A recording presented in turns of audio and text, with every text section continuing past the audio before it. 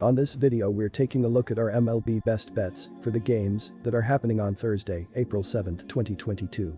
Welcome back to High Stakes, let's get straight into it. Also, don't forget to subscribe to get notified as soon as we release these sport prediction videos, and if you would like more betting tips and predictions then check out our Patreon in the link down below. Our new Patreon is a way for us to help you improve your chances of making more money. 5 plans are available for each and every one of you. You can get 30 extra betting picks all the way up to 500 extra betting picks per month. Stop wasting hours of your time searching for bad betting picks that ends up costing you a lot of money. Join the High Stakes Patreon now and get the best betting picks. Kansas City Royals vs Cleveland Guardians. Cleveland had a mediocre season in their final campaign under the Indians moniker. The 80-82 record would leave the team 13 games behind the first-place White Sox in the standings, and the sub-.500 mark meant the end of 8 straight winning seasons. In their first game as the Guardians, Cleveland is paying a visit to Kansas City. It's Shane Bieber of the Guardians going up against Zach Greinke, who is back with his former team. Bieber took a step back in 2021, even though he was still very good, and Greinke will be inspired with his familiar Royals uniform on. There's good news surrounding the future in Kansas City. The Royals have embraced their young stars. Guys like Bobby Witt, Nick Pratto, Daniel Lynch and Jackson Kowar will be hot topics of conversation all year. With a little luck, KC should take a step forward in the division this year and become a realistic contender. I'm going to take a stab on Kansas City. The Royals still have some question marks and probably aren't quite ready for prime time. That said, the team should show quite a bit of improvement this season as the rebuilding process slowly concludes. Considering the deficiencies the Guardians will likely have on offense this season, I think Kansas City has a good shot at getting an opener victory here. Atlanta Braves vs Cincinnati Reds. Braves win. And here is why. Cincinnati had another underwhelming season in 2021 at 83-79 overall.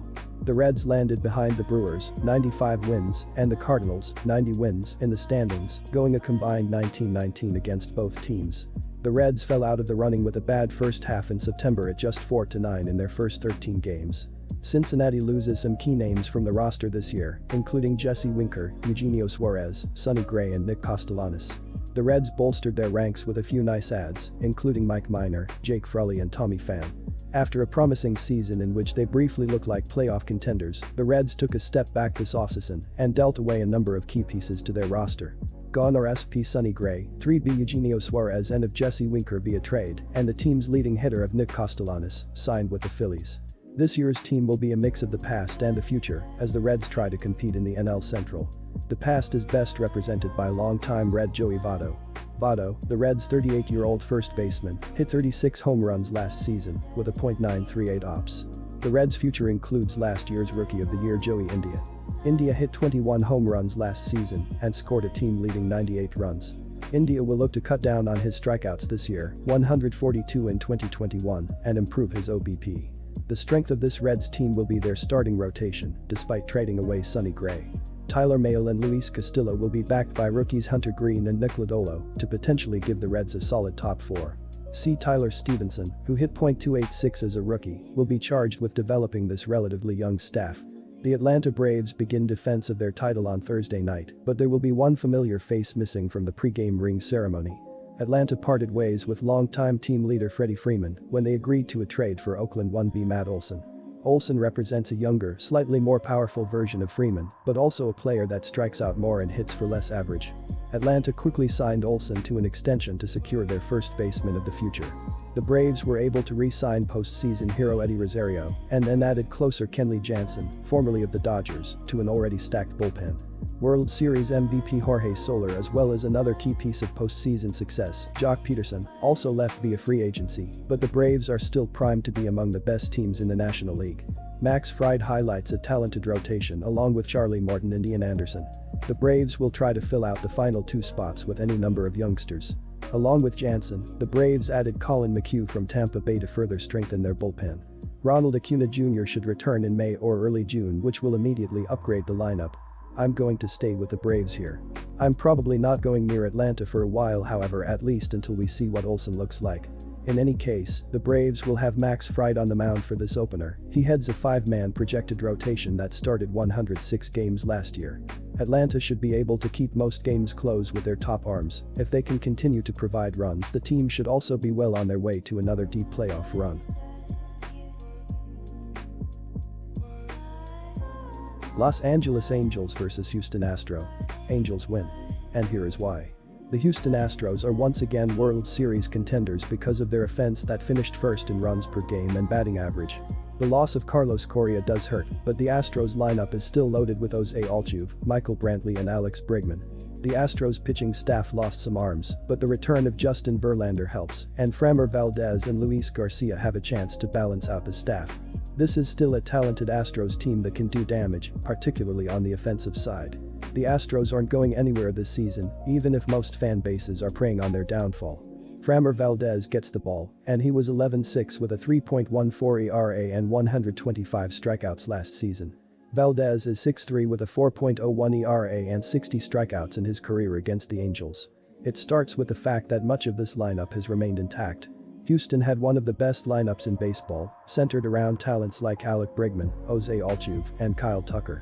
They did lose a huge piece when Carlos Correa signed with the Twins, and it is difficult to replace arguably the best player in baseball, but there is plenty of depth here, as Houston led the league in runs per game at 5.3 and were first in batting average and on-base percentage, as well as third in slugging. The loss of Mike Trout was obviously a huge blow to this team last season, as his injury sidelined him for much of the season, but he returns to pair with MVP Shohei Ohtani to create arguably the best 1-2 punch in the American League.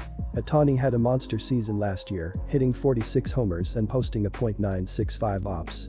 Plus, he went 9-2 with a 3.18 ERA as a starting pitcher, striking out 156 in 130.1 innings pitched. The question hounding this club is if there is enough support to take this team to another level. Ohtani will get the opening start. The Los Angeles Angels are due for a breakout season that finally ends in a postseason berth. The Angels have arguably the best two players in the sport in Ohtani and Mike Trout, and a full year of health for both would do wonders. A bounce-back year from Anthony Rendon would also help an Angels order that was 17th in runs per game. The Angels' rotation is a lot stronger with the additions of Noah Syndergaard and Michael Lorenzen, while the bullpen is better with Ryan Tepera, Archie Bradley and Aaron Loup. The time is now for the Angels to see some sort of payoff after years of disappointment. Shohei Ohtani gets the ball, and he was 9-2 with a 3.18 ERA and 156 strikeouts last season. Ohtani is 0-2 with a 6.86 ERA and 23 strikeouts in his career against the Astros.